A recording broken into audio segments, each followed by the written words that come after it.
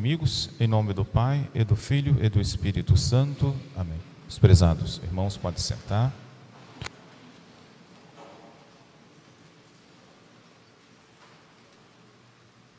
Vamos de ouvir a leitura do Santo Evangelho, Jesus fazer duas. Jesus fez 2 milagres.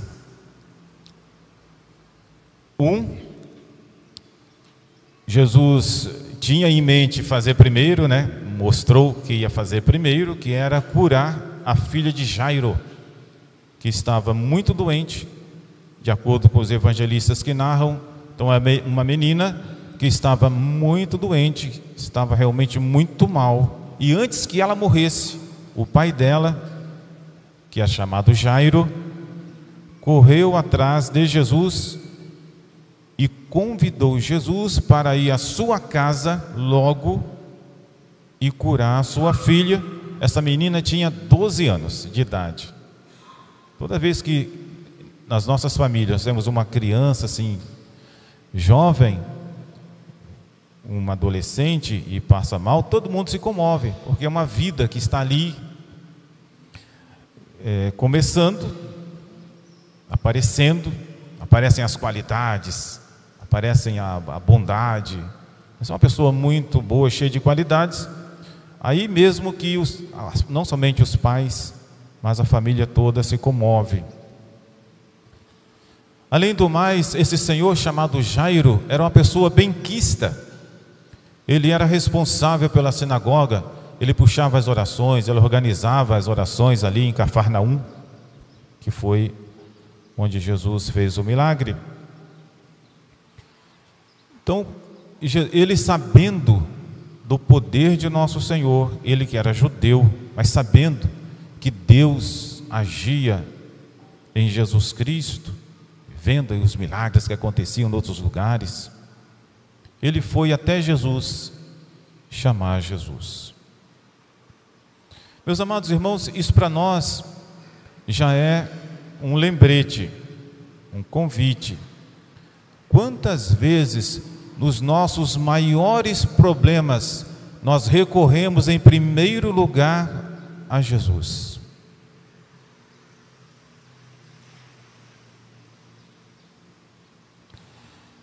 Quando nosso Senhor saiu do ponto em que estava até a casa desse senhor chamado Jairo para curar a sua filha, havia os empregados do Jairo que vieram dizer: olha, nem precisa chamar mais Jesus, porque tua filha morreu.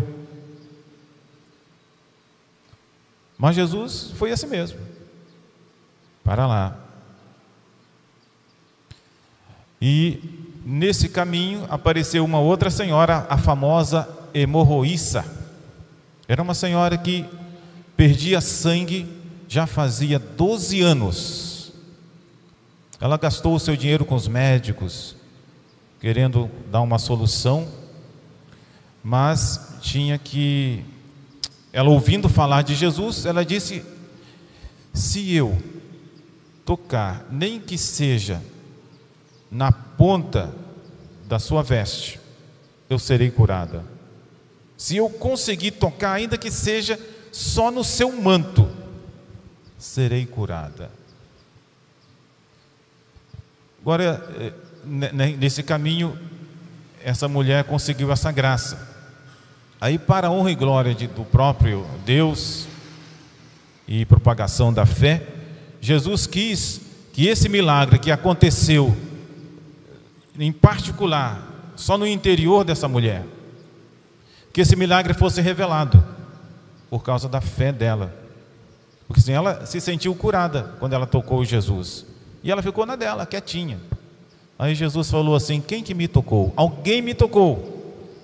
Até os apóstolos que estavam ao redor disseram: mas claro que alguém tocou o Senhor, você está envolto de pessoas, alguém tocou. E Jesus falou: não, mas alguém me tocou.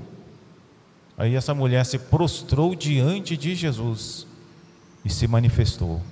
E Jesus falou para ela: mulher, a tua fé te salvou. falou para ela: coragem, minha filha, a tua fé te salvou. Meus amados irmãos, como é importante que nós exerçamos a nossa fé cada dia, a nossa confiança em nosso Senhor. Como agrada a Deus quando nós confiamos nele. Como agrada a Jesus quando nós nos dirigimos a Ele com muita confiança. É, por exemplo, como fica orgulhosa uma mãe, como fica orgulhoso um pai, quando os filhos de verdade, com sinceridade, manifestam a sua confiança, o seu amor a Ele. Também para Deus e muito mais. Nosso Senhor quer que nós sejamos os seus filhos e que nós andemos com uma grande confiança, um grande amor para com Ele. Quando nosso Senhor então chegou na casa desse homem chamado Jairo, ele viu a casa cheia. A criança já tinha morrido, a casa estava repleta de pessoas, de amigos, parentes. Havia os tocadores de flauta que estavam ali, tocando músicas fúnebres, as mulheres que choravam. É interessante que nosso Senhor não achou aquelas pessoas, aquele monte de gente, dignas de ver um milagre. Ele pediu que todo mundo se retirasse.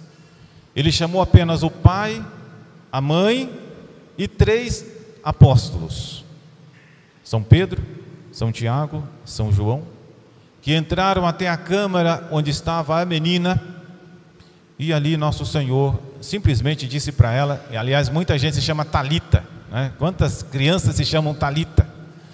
Jesus fala assim: Talita cumi, quer dizer, jovem, menina, eu te ordeno, levanta-te.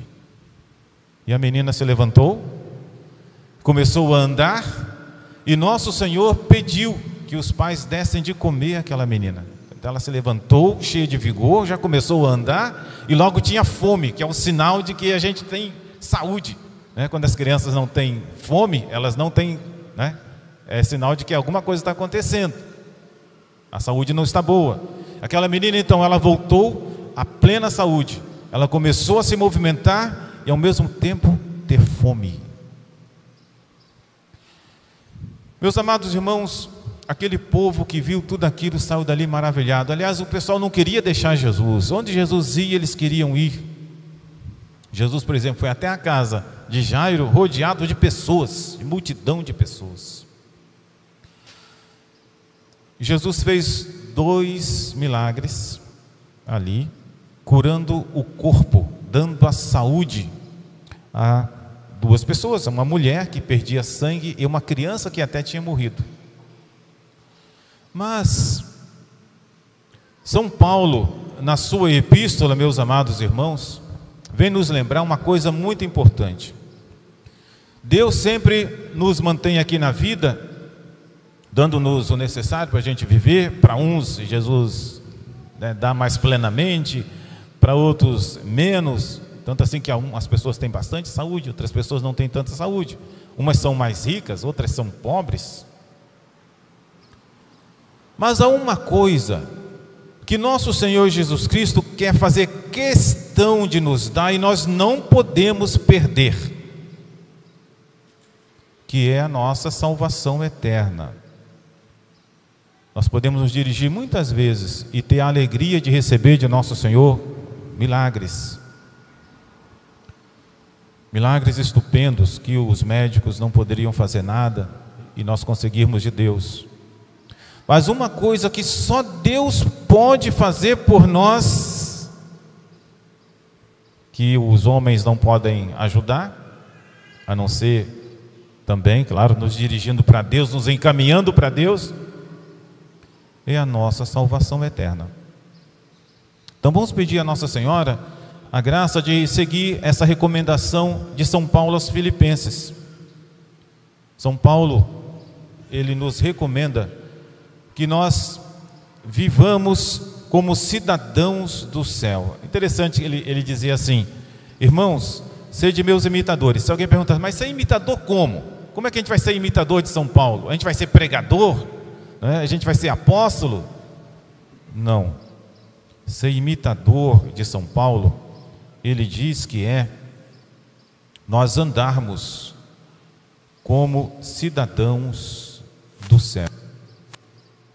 Quanto a nós de São Paulo, cidadãos, nós somos cidadãos do céu, de onde esperamos o Salvador e Senhor Jesus Cristo, que transformará o nosso corpo de miséria. Por exemplo, nós podemos ficar doentes e não ter esse milagre, né, ser curados pelo próprio Jesus. Quantas vezes os pais perdem as suas criancinhas e Jesus não aparece para curá-las ali?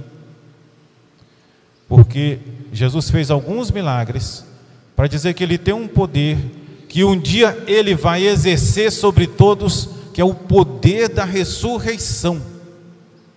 O que nosso Senhor principalmente quer que nós confiemos nele, que nós esperemos dele, é um dia a ressurreição, que São Paulo fala aqui, né? São Paulo diz assim: Jesus tem o poder de sujeitar a si todas as coisas, e um dia Ele transformar o nosso corpo.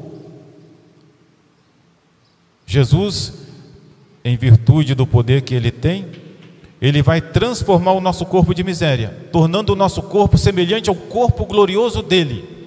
Por isso que é importante o católico, ele viver como imitador dos santos, imitador de São Paulo. Sede meus imitadores. Vamos viver como cidadãos do céu, diz São Paulo. Nós somos cidadãos do céu, de onde esperamos nosso Senhor. Então vamos recorrer muitas vezes para que Jesus nos ajude nas coisas mais necessárias, mas uma coisa nós não podemos deixar de pedir a Jesus e lutar por isso. Interessante, meus amados irmãos, que a nossa fé, ela é tão preciosa, mas tão preciosa, que não somente nós devemos tê-la, nós devemos fazer de tudo para defendê-la. É igual o dinheiro, né? Que é para esse mundo. O dinheiro não somente você tem que cuidar, para que você não perca, porque você pode ser roubado. Todo mundo que tem dinheiro, emprega dinheiro para poder defender esse valor que tem. Você está ali na sua casa, você tem cartão, você está mexendo, movimentando coisas no banco, e tem gente olhando para ver como faz para te roubar. E assim também é a nossa fé. Vamos pedir a Nossa Senhora que conserve sempre a nossa fé. É a coisa mais preciosa que nós temos. É com ela que um dia nós vamos conquistar, vamos entrar na pátria que é nossa. Nós estamos em caminho da pátria. Vamos pedir a Nossa Senhora que ela nos ajude a defender a nossa fé. Interessante, nós não podemos também, é como quem tem dinheiro. Se você sabe que você tem dinheiro, você vai empregar aquele dinheiro em coisas boas, na sua própria vida, ajudando os outros. Você vai usar o dinheiro, porque senão você vai deixar ir para os outros. Assim também a nossa fé. É importante que a gente conheça a nossa fé. Vamos procurar conhecê-la, estudar um pouco de catecismo, conhecer a vida de um santo. Nós temos que imitar os santos, conhecê-la para usá-la. Rezar sempre, pedir Nosso Senhor a luz, que Ele nos ilumine, faça que a gente veja a importância da nossa fé e defendê-la. Defendê-la quer dizer estudando, evitando coisas que podem acabar com a nossa fé, porque ela é importante. Nós somos cidadãos dos céus, e com a fé que nós agradamos a Deus, e com a fé que muita gente consegue de Deus milagres extraordinários já para esta vida, mas é com a fé que nós conquistaremos a pátria eterna, a pátria do céu. E por isso São Paulo diz que nós esperamos Nós somos cidadãos do céu, nós esperamos o Salvador, nosso Senhor Jesus Cristo, e é com a fé que nós agradamos a Ele e que nós conquistaremos a nossa pátria. Chegaremos lá, entraremos na pátria verdadeira que nosso Senhor nos conquistou e nos espera.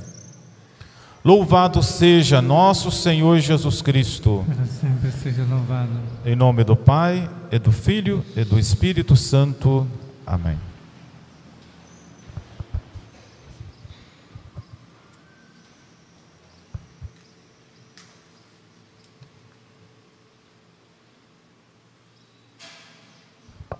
Vamos fazer a nossa profissão de fé.